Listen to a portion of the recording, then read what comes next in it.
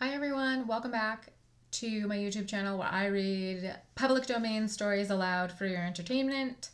And today we are going to do something pretty cool. So I've been on a Poe kick lately, and anybody who knows me knows that I do really like Edgar Allan Poe. I went through the phase that I think everybody did at one point where they were really into him. And that was a little bit of high school for me, some of college, but I got really into British authors when I was in college. I still am.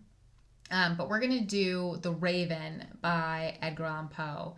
And I said I would give facts before videos. I'm not going to give Poe facts today so much. I'm going to give more so Raven facts because I find ravens to be really fascinating. Ravens are super cool. I'm a huge fan of Maggie Stiefvater's The Raven Boys, which ley lines. So, some facts about ravens. You probably have heard this, but ravens are usually associated with like ill omens. They foretell something bad coming, all this stuff. Ravens have been used in tales, myths, literature, going back all the way. So, ancient Greeks are obviously, they have a lot of myths and everything else. The gods, goddesses of Greece. The god Apollo was the god of prophecy, and it said that he sent a white raven out to spy on one of his lovers. And the white raven came back and said that his lover had been unfaithful, and Apollo, in this fit of rage, took it out on the raven. And so the raven turned its feathers black, or its feathers turned black because of Apollo's rage. And it said that that's why we have black ravens. Irish mythology uses a lot of ravens. There's the goddess Morrigan, who, if you've read what's her name? Sarah J. Maas? Yeah. A Court of Thorns and Roses. That series, there's a character named Mor, and it's Morrigan. So Morrigan's from Irish mythology. She's a goddess. She's equated to the battlefield and warfare. And it's because it said in one of the myths during a battle, she transformed into a raven and sat upon someone's shoulder. So there you go. There's that. And this is fun for any Game of Thrones fans. So Bran, your character, right? Bran eventually meets this character named the Three-Eyed Raven. Okay? In Irish lore, mythology, there is Bran the Blessed. And Bran actually directly translates to Raven. So that's what the name means. So in Game of Thrones, he meets the Three-Eyed Raven, but his name means Raven. Boom! George R. R. Martin left you a little Easter egg, which is pretty cool. Nowadays, we definitely see a lot of ravens in literature just as much as they used to be. Poe very strategically picked a raven for his poem. At the time he was writing this, his writing career had been up and down. And The Raven, when it was published, came out and was just met with so much enthusiasm that it really did solidify him as a steady writer. He didn't get paid that much for it, though.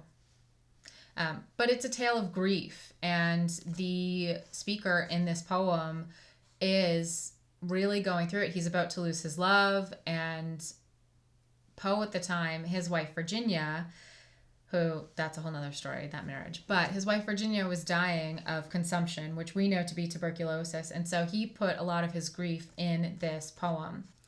So he strategically picked a raven as the bird to come and be near the speaker and perhaps be prophetic and this ill omen and things of that nature. But ravens are often known as what's called psychopomps. And so it's any type of being or object that can go between realms or worlds. And so you have our world, and then you have like a spirit realm. So ravens, if they go back and forth, it's so that they can go to the heavens or, places like that. So that's really why ravens are, it's very brief. There's so much history and mythology with ravens. Every culture has something with ravens. And if I were to give you all of it, we'd be here for hours. We're already like 5 minutes into the video, and I've just talked about ravens the whole time, which for me is great. But one last fact, Baltimore Ravens, named after this poem. Pretty cool. All right. Without further ado, here we go. My big book of Poe. And we are going to do The Raven by Edgar Allan Poe. Once upon a midnight dreary, while I pondered weak and weary over many a quaint and curious volume of forgotten lore, while I nodded, nearly napping, suddenly there came a tapping, as of someone gently rapping at my chamber door. "'Tis some visitor," I muttered, tapping at my chamber door. Only this, and nothing more. Distinctly I remember it was in the bleak December. Each separate dying ember wrought its ghost upon the floor. Eagerly I wished the morrow, vainly I had sought to borrow from my books surcease of sorrow, sorrow for the lost Lenore. For the rare and radiant maiden whom the angels name Lenore, nameless here evermore. And the silken, sad, uncertain rustling of each purple curtain thrilled me, filled me with fantastic terrors never felt before. So that now, to still the beating of my heart, I stood repeating, "'Tis some visitor entreating entrance at my chamber door, some late visitor entreating entrance at my chamber door. This is it, and nothing more." Presently, my soul grew stronger, hesitating then no longer. "Sir," said I, "or madam, truly your forgiveness I implore. But the fact is I was napping, and so gently you came rapping, and so faintly you came tapping at my chamber door, that I scarce was sure I heard you. Here I opened wide the door. Darkness there, and nothing more." Deep into that darkness peering, long I stood there wondering, fearing, doubting, dreaming dreams no mortal ever dared to dream before. But the silence was unbroken, and the darkness gave no token, and the only word there spoken was the whispered, "Lenore?" This I whispered, and an echo murmured back the word, "Lenore." Merely this, and nothing more. Back into the chamber turning, all my soul within me burning, soon again I heard a tapping somewhat louder than before. "Surely," said I, "surely that is something at my window lattice. Let me see, then, what thereat is, and this mystery explore. Let my heart be still a moment, and this mystery explore. 'Tis the wind, and nothing more." Open here I flung the shutter, when, with many a flirt and flutter, in there stepped a stately raven of the saintly days of yore. Not the least obeisance made he, not a minute stopped or stayed he, but, with mien of lord or lady, perched above my chamber door, perched upon a bust of Pallas just above my chamber door, perched and sat, nothing more. Then this ebony bird beguiling my sad face into smiling, by the grave and stern decorum of the countenance it wore. "Though thy crest be shorn and shaven, thou," I said, "art sure no craven, ghastly, grim, and ancient raven, wandering from the nightly shore. Tell me what thy lordly name is on the night's Plutonian shore." Quoth the raven, "Nevermore." Much I marveled this ungainly fowl to hear discourse so plainly, though its answer little meaning, little relevancy bore. For we cannot help agreeing that no living human being ever yet was blessed with seeing bird above his chamber door, bird or beast upon the sculptured bust above his chamber door, with such name as Nevermore. But the raven, sitting lonely on the placid bust, spoke only that one word, as if his soul in that one word he did outpour.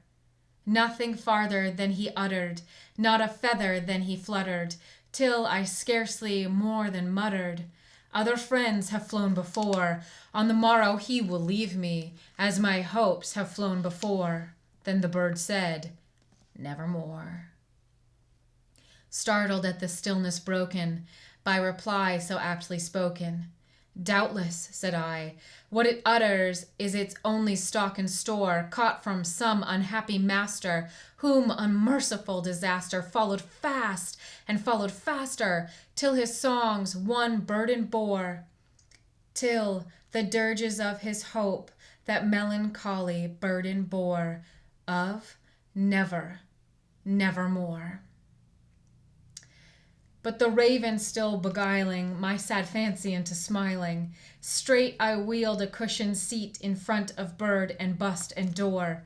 Then, upon the velvet sinking, I betook myself to linking fancy unto fancy, thinking what this ominous bird of yore, what this grim, ungainly, ghastly, gaunt, and ominous bird of yore meant in croaking, nevermore. This I sat in guessing, but no syllable expressing, to the fowl whose fiery eyes now burned into my bosom's core.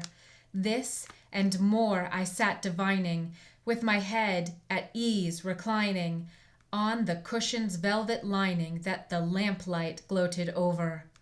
But whose velvet violet lining, with the lamplight gloating over, she shall press, nevermore. Then methought the air grew denser, perfumed from an unseen censer, swung by seraphim whose footfalls tinkled on the tufted floor. Wretch, I cried, thy God hath lent thee, by these angels he hath sent thee respite, respite and nepenthe from thy memories of Lenore. Quaff, oh quaff this kind nepenthe, forget this lost Lenore. Quoth the raven, nevermore.